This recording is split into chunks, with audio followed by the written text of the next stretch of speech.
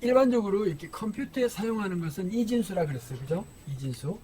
자, 이진수를 이진법이라고 이야기를 하는데, 우리는 손가락이 10개니까 10진수, 10진법을 써요. 그러니까, 사람처럼 이렇게 시키면 안 돼요. 이진수를 쓰기 때문에 상당히 답답하게 느껴질 수가 있어요. 그러니까 할 수 없이 기계에 맞춰가지고 명령을 내려야지, 사람이 아는 대로, 자, 따라와! 그러면 도대체 얘가 이진법을 쓰는 기계는 어디를 따라오라는 거야? 뭐 이런 걸 모른단 말이에요. 그래서, 기계는 기계에 맞게 해줘야 돼요. 그래서 컴퓨터는, 예를 들어서, validity, accuracy, 뭐, 타당하냐, 아니면 정확하냐, 이런 것이 더 중요하지. 얼마나, 예를 들어서, 융통성이 있다든가, 응용성이 있다든가, 그러면 안 돼요. 그러면은 딴짓을 해버려요.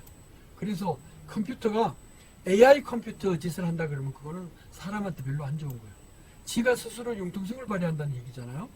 그러면 컴퓨터가 인간을 지배해가지고 나중에 이게 무슨 공산주의나 자유주의냐가 중요한 게 아니고 컴퓨터 세상이냐 인간 세상이냐로 나눠지게 돼요.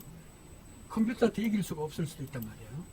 자, 그래서 이제는 AI 컴퓨터 이걸 배울 때 되게 이제 제한적성을 줘야 돼요.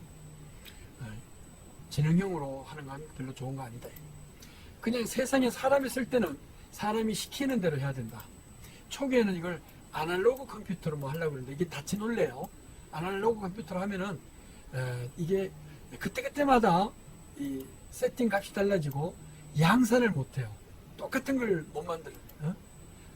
왜냐면 우리 아날로그 세상에 살고 있으니까 사람은 이제 결혼을 해가지고 아기를 낳잖아요. 그 똑같은 형태지만은 다 다르죠. 뭐 부모의 피가 X 염색체가 강하냐 Y 염색체가 강하냐 뭐 어떻게 얼굴도 달라지지만 똑같은 사람은 없잖아요. 이게 아날로그 컴퓨터, 아날로그 CPU라고 할 수 있는데 이게 닫히 논리로 하는 것처럼 보이지만 이거는 한계가 존재해요. 즉 사람이 시키는 수동적인 거 하려고 그러면 디지털 그냥 컴퓨터는 바이너리 컴퓨터로 해줘야 된다. 이진수를 사용하는. 자, 이진수를 왜 쓰느냐 하는 거는 나중에 이야기해요. 그럼 여기는 뭐 아날로그 신호를 소련에서 러시아에서 뭐 어찌고저찌 한다 그러는데 그건 우리 관심 바뀌니까 지금 일단은 디지털 컴퓨터로만 한다. 자, 디지털 컴퓨터는 CPU를 기준으로 해가지고 메인 메모리 영역이 있고 그 다음에 페리페럴을 해가지고 주변 디바이스 영역이 있어요. 그래서 이거를 1초에 얼마나 빨리 실행을 하느냐 뭐 그래가지고 이거를 스몰 컴퓨터 또 미니 컴퓨터 라지 컴퓨터라고 옛날에는 나눠놨어요. 근데 요즘은 메모리 사이즈나 다음에 주변 장치나 뭐 이런 걸 봐가지고 전부 라지 컴퓨터의 스케일로 돌아간다. 근데 이렇게 라지 컴퓨터라면 좋은 점이 빨리 처리해 주긴 하지만 가격도 비싸고 어떻게 돼요? 메모리 용량도 많아야 되고 또 그렇게 되면은 불필요한 전기 용량, 전기 디바이스를 많이 먹어야 되잖아요. 그러니까 이거는 이제 어떻게 스몰 스케일로 돌아가는 그런 장치 애플리케이션이다 그러면 그러면 스몰 컴퓨터를 써야 돼요. 그러니까 여기는 마이크로 컴퓨터라고 하면 안 돼요. 그냥 스몰 스케일 컴퓨터, 소형 컴퓨터, 중형 컴퓨터, 라지 컴퓨터 이거 해가지고 응용 영역별로 해요. 그래서 아까 전에 금전 등록기 영수증 끊어주는 거는 이렇게 스몰 컴퓨터 하면 되고요. 스몰은 절대 마이크로 컴퓨터가 아니에요. 그 다음에 미니 컴퓨터다 그러면은 이거는 뭐 일반 직장에서 쓰는 스케일 정도가 되고 그 다음에 라지 컴퓨터다 그러면 기후라든가 뭐 이런 거 있잖아요. 대형 업체라든가 이런 데서 쓰는 거예요. 자, 그래서 이걸 통틀어서 우리는 거기에 들어가는 CPU를 마이크로 프로세스, 마이크로 컴퓨터라고 한다. 이렇게. 왜냐면 요거는 스케일, 베리 라지 스케일 뭐 이런 걸 써가지고 얼마든지 스몰 스케일, 미니 스케일, 메인 프레임, 라지 스케일이라고 그러기도 하고 메인 프레임이라고 그러기도 해요. 우리 숭실대학교는 1990년 중반에 메인 프레임을 4개를 했어요.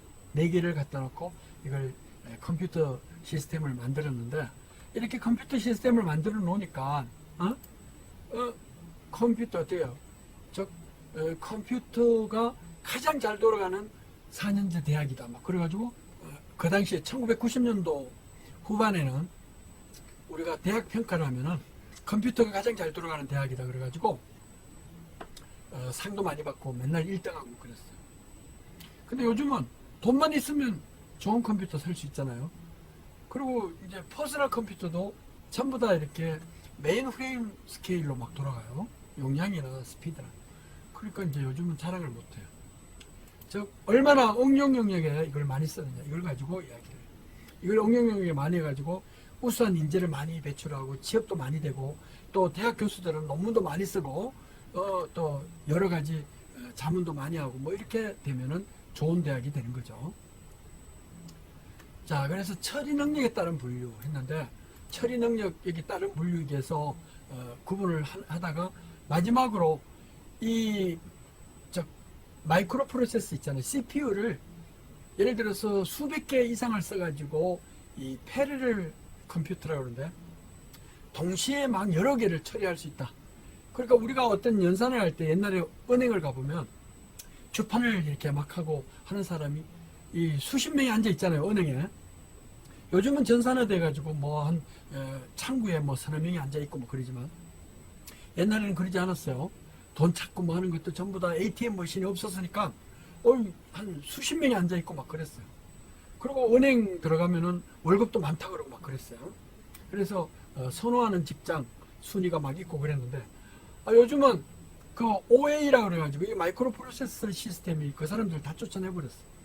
그러니까 뭐 전부 어떻게 해요? 집에서 인터넷으로 홈뱅킹을 하고 아니면 ATM 머신에 같이 돈 찾기도 하고 뭐 주로 하는 것은 업무적으로 뭐가 안 돌아가요. 통장이 필요해요. 뭐 도장이 바뀌었어요. 뭐 이렇게 할 때 갖다 이야기를 하는 거예요.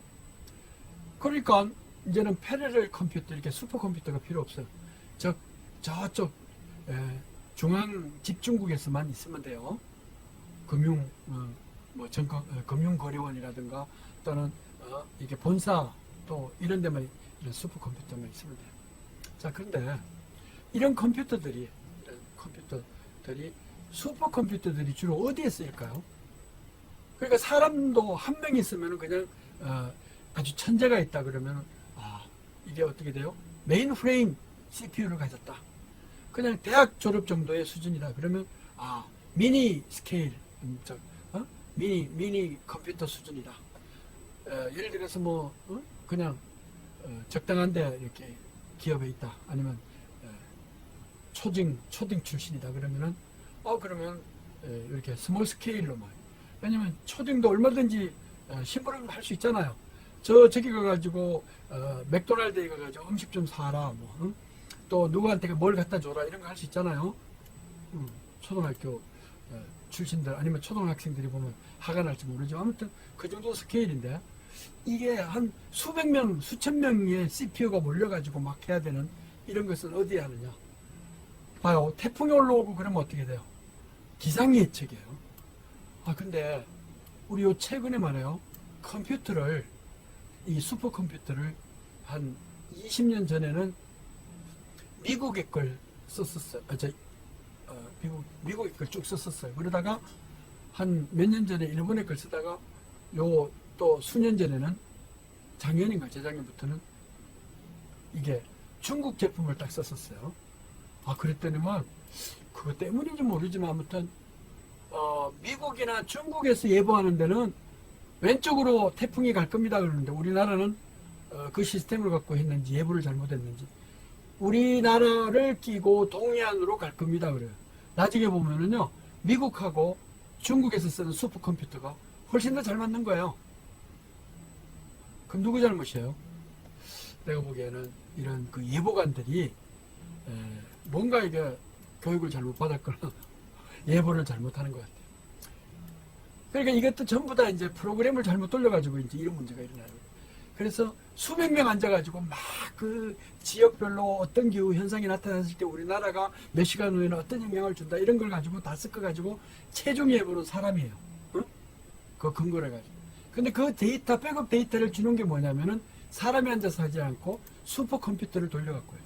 우리나라에서도 현재 필리핀스 항공에는 뭐가 돌풍이 돌고 또는 저 일본 해상에는 지금 난기류가 돌고 또 또 북한 상공에는 뭐가 돌고 중국 저 상해 쪽에는 지금 비바람이 온다. 그러면 이제는 이 태풍이나 이런 거 왔을 때 어떻게 된다. 옛날에 보니까 그런 걸 근간으로 하는데 지금 여러분들 느끼잖아요. 예보가 예측을 못하는 이유가 아무리 좋은 슈퍼컴퓨터가 있어도 이상하게 우리나라 예보가 뭐 한 태풍이 몇 개 왔는데 다 틀렸어요.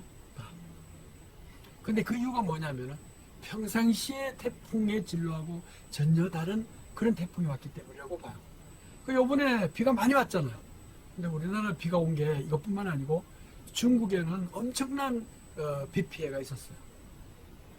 그래도 우리나라는 그런 기상재해가 그래도 작은 편이 조금은 안심은 되지만 아무튼 예보를 잘해야 돼요. 그래야 홍수도 안 일어나고 여러 가지 주의를 할 수가 있다. 그러니까 이 말은 왜 해주느냐면은 여러분들이 이 컴퓨터 구조를 이해하는 이유는 컴퓨터를 잘 활용할 수 있게 하기 위한 하나의 사유가 돼요. 컴퓨터 내부 원리도 모르고 어떻게 이 컴퓨터를 가지고 응용을 할 수 있느냐, 활용을 할 수 있느냐 이렇게 할 수가 있잖아요. 자, 우리가 이제 그런 거를 주의하기 위해서 한다. 이제